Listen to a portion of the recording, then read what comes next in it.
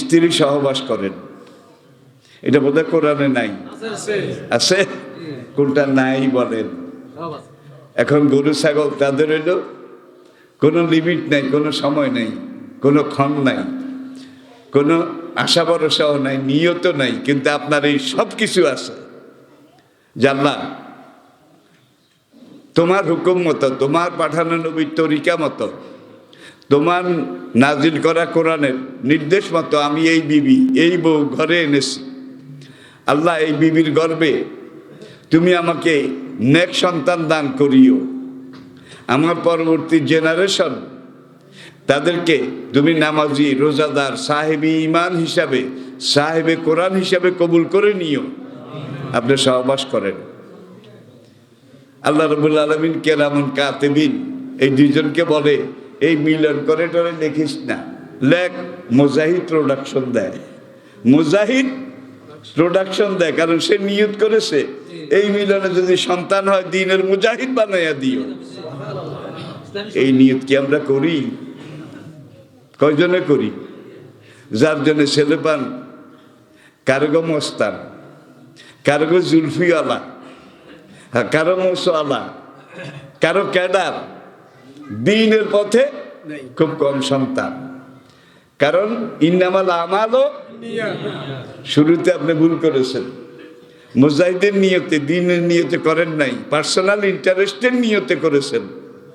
খাসারাত দুনিয়া ওয়াল আখিরা, আপনার দুনিয়াও গেছে, থাক। তাহলে আমি এটা বলতে চাচ্ছি, কোরআনকে সামনে রেখে নবীজিকে সুপার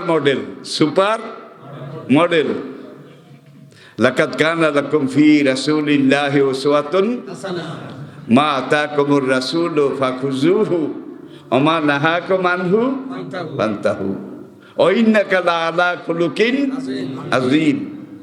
নবীকে মডেল হিসাবে রেখে নবী যেভাবে বলেছেন সেইভাবে আপনি করবেন, নবী যেভাবে করেছেন সেইভাবে আপনি করবেন। আল্লাহর কসম, আপনার একটা কাজও দুনিয়াদারি হবে না।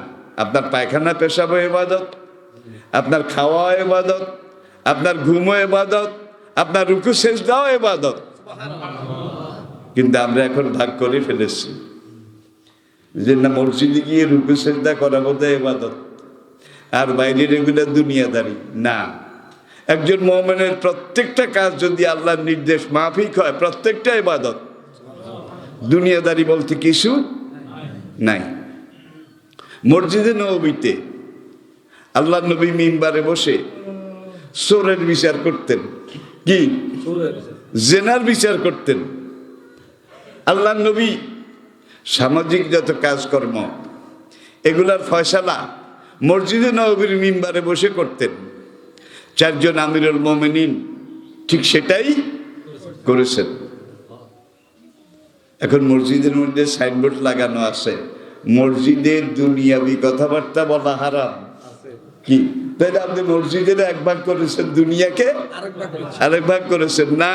একজন মুমিনের জীবনে দুনিয়া বলতে কিছু নাই, শুধু আল্লাহমুখী হয়ে যা করবেন সব দিন।